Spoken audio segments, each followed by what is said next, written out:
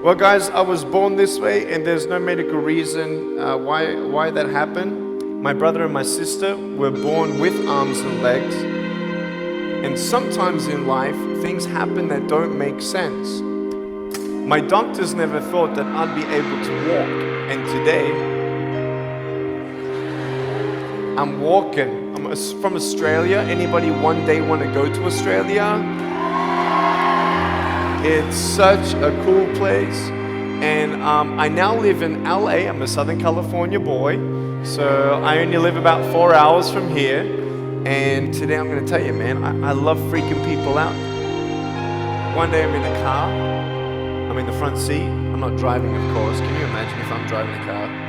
They reckon they can put a joystick, that thing that controls my wheelchair, we can put that in a car. Like, how fully sick is that? Like, imagine if I get pulled over by the cops. Can I have your driver's license, please? Yeah, but it's over there, you're gonna have to get it. Imagine if I'm in big trouble. Put your hands up! Get out of your car!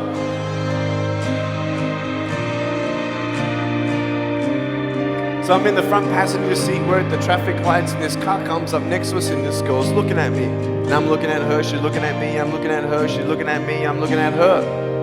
All she sees is my head, right? She has no idea that I have no arms, no legs. So I'm thinking, ooh, I'm gonna freak you out. So I get the seatbelt in my mouth, and I loosen it like this, so that I can freely move. She's looking at me like, why are you eating your seatbelt? So I pull it, belt is loose, I can move. Now she's looking at me, full 100% attention and focus. Just imagine all you see is my head, alright? You might want to put up your hand up to your face to cut off the rest of my body, alright? So you can really see the effect. So just, that's it, exactly. Here we go, ready? I just did this.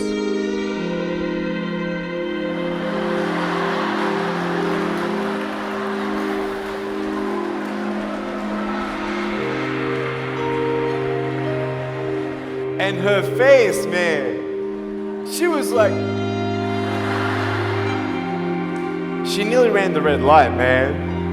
It was so good.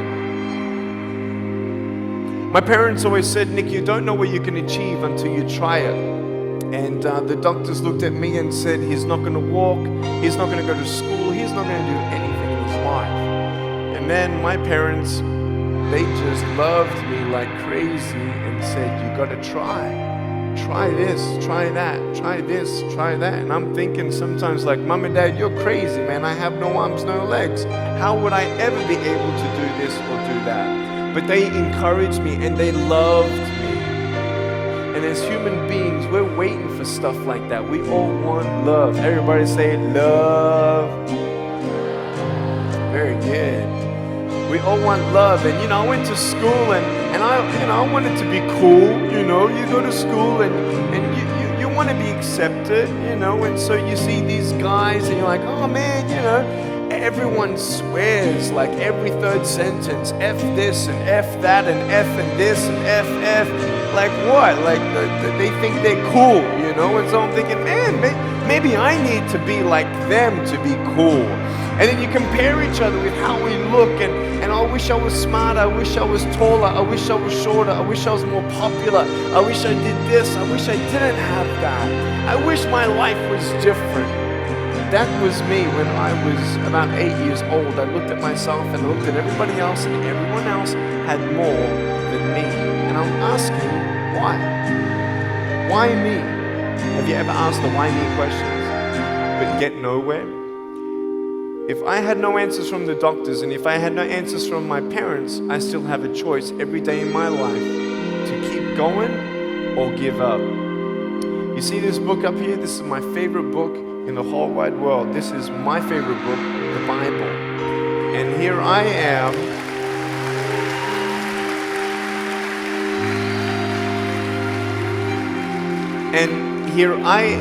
And for me, that's my full potential in all that I can be here here on earth. And so encouragement takes me closer to all that I can be, and discouragement takes me away. You see, it only takes 3 seconds for someone to tease me when I was at school and just say, you're ugly. You can't do this and you can't do that. And some of you thinking like, man, seriously? You had kids picking on you? Like, how heartless are those kids? Picking on me with no limbs? Like, you would probably say, well, I'm not that bad. I wouldn't pick on a kid with no limbs. But why would you pick on anyone? Well, because it's fun. It's just culture. Okay, we'll get to that. But for me facing all that stuff, I'm getting these seeds. Everybody say seeds. S-E-E-D-S, seeds. Have you seen the pictures of the sequoia reds up here in California?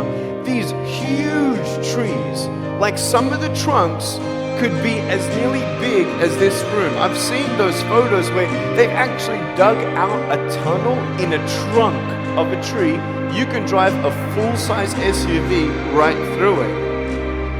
That all started with a little seed. If you leave a seed of lies in your heart and in your mind and you don't know the truth, if you don't know the truth, you will die with the lie. I started dying because I started believing what I was told. I want you to know the 3 things that I needed to come to in my life is the truth of my value, the truth of my purpose, and the truth of my destiny. I want you to know something. In our mind, we put ourselves down all the time. I want to ask you today, do you think I'm cool enough to be your friend? But I don't swear, I don't use the F-bomb. Am I still cool enough to be your friend? But I don't tease people. Am I still cool enough to be your friend? But I have no arms, no legs. Seriously.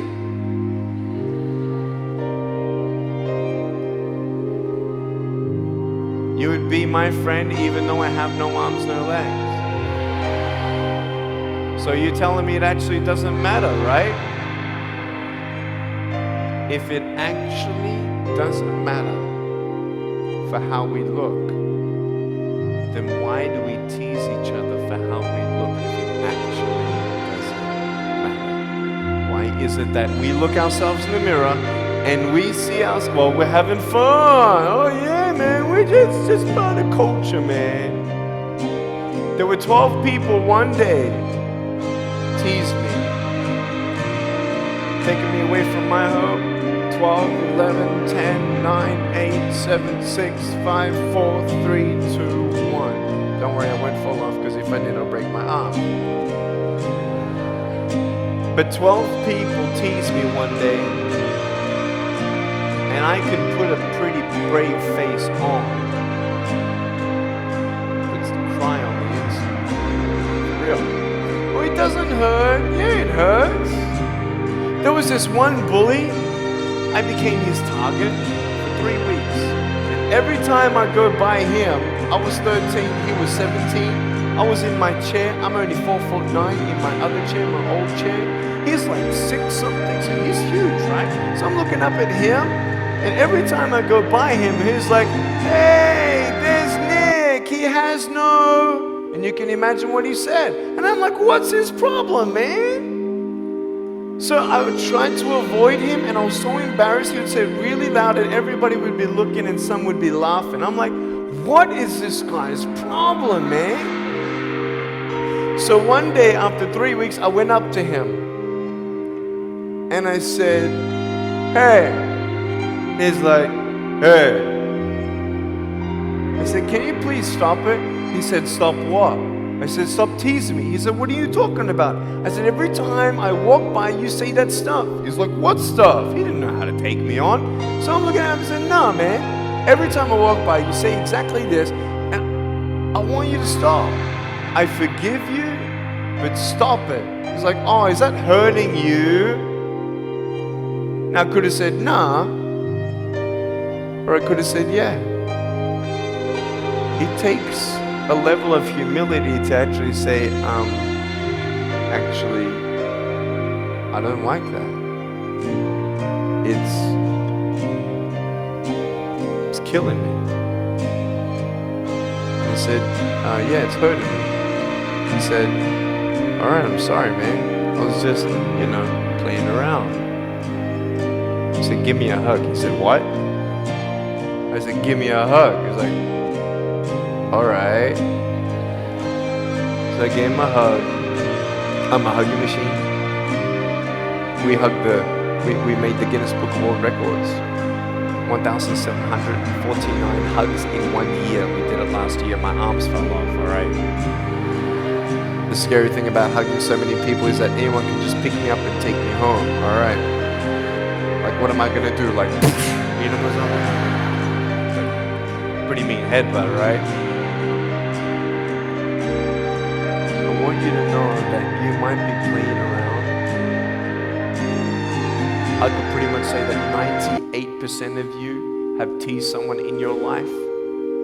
I tried to commit suicide because of people who thought they were having fun, not knowing the hell that I was going through. The people you're teasing, what if the person you're teasing is the person who's thinking of committing suicide? What if the person you're teasing is the one who's trying to commit suicide, who hates their life because of you? You don't know if the person you are teasing is the son or daughter of a drunk at home getting abused, and all they need is someone like you to keep on pushing them this way. We need hope. So find something else to do. Find positive things in your own life. I don't care about how you look. I will never, ever, ever tease you. I will never tease you. I could tease you. I could be tough. People thinking that bullying is tough. It ain't tough. My wheelchair, this is tough. This thing, man. I'll tell you something. Ready? This wheelchair. This thing's so tough. When my friend built this for me, he said, you're gonna love it. I said, what, does it go fast? He said, no, but it's tough. And I said, oh, what do you mean? He said, you'll find out. The torque in these motors at the bottom and the back, this thing, if someone's holding it, I'm telling you, it can go 90 degrees. I went 80 degrees up, all right? Someone's holding it to make sure I don't tip back. My wife, she loves shopping with me because she just jumps on the back and we go shopping. Like, she just shops and shops because she doesn't drop, right? We just go and do it. It's fun. Now, what I tried one day to do, you'll never believe me, maybe you will, just know that every word that comes out of my mouth is not an exaggeration. One day, I needed to move a car. So I got my wife to put my car, my 66 Chevelle, in neutral. It's a 2.5 ton car. And I backed it back with this thing. Just like this, like nothing. This thing is tough. Guess what? The definition of tough means it's strong. To show your strength, you need to do something that's difficult. I would sound so stupid if I said, hey guys, I got a Matchbox car one day and I got some fishing line and I towed that Matchbox car all around all day. How tough is my BMW? That's stupid. That's the same thing with bullying. You think you're tough? You're trying to show your strength? That's not your strength. Let me come back in 10 years and let me get your anyone have a 3-year-old nephew? Anybody have a 3-year-old nephew? Cool, put your hands down. I will get any one of your 3-year-old nephews, bring them tomorrow night at where I'm speaking, and we're going to put him up on stage and let me show you how tough I am. We'll get your 3-year-old nephew and we'll put him up here on the table and let me tease him. Let me show you how tough I am. That's what you are. I could pick on you, you biggest bullies. I could pick on anything you like. Any singer, any music that you like, I could tease you. I could tease your family. I could tease your friends. I could tease about the movies that you think are really cool. I could tease anything about you. I could tease you about your nose, your eyes, your teeth, your chin, your hair, your ears, your elbows, your knees, your whatever, man. I can tease you about anything. It ain't hard, just like you can tease me. You want to know what tough is? Go to the people you teased and say sorry. You want to know what tough is? Go up to the people who still tease you and say, hey, stop it. I forgive you, but please stop it. That's tough. I want you to know something, the truth of who you are. I don't care what job you get. I don't care. I don't care how smart you are, everyone. I don't care. I don't care. I love you and I believe in you. I don't care if you end up being a janitor in this school. I'll tell you why. Because the janitor in my high school inspired me to be a speaker. He changed my life. He said, you should be a speaker. You know what I said? You're crazy. He said, no, really, you need to be a speaker. I said, stop it, man. 4 months later, he twisted my arm, and I said, yes. I spoke in front of 10 people, then another 10, then another 10, then I found myself in front of 300 sophomore students. And 3 minutes into my speech, half the girls were crying, and one girl in the middle of the room started weeping, and she put up her hand and she said, I'm so sorry. Can I come up there and give you a hug?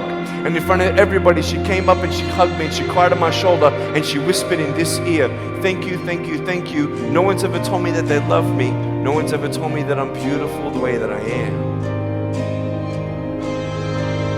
It was because my parents told me that I was beautiful that I'm still here. Some of you don't have those parents, and that's why I'm here.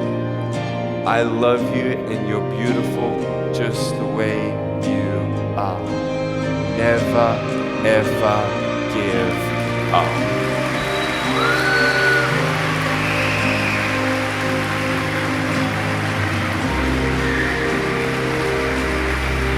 How many schools do you think that I spoke to actually stopped bullying altogether? Okay. Whoever said one, you were correct.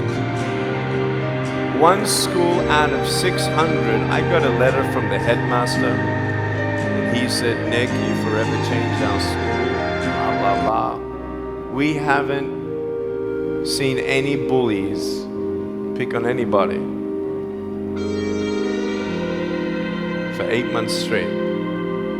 We don't know what happened, but in the best words that I can describe, there's just a new thought in the air that it just ain't cool anymore. It just ain't cool.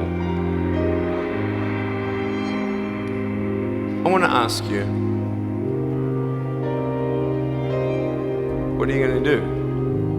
Are you going to continue on at the risk of knowing that in each section, this section right here, 5 people already trying to commit suicide? That section there, 5 people. When you extrapolate it out, what if the person you're teasing is one of those? And you have no idea. Would you find something else to do? So, the change is up to you.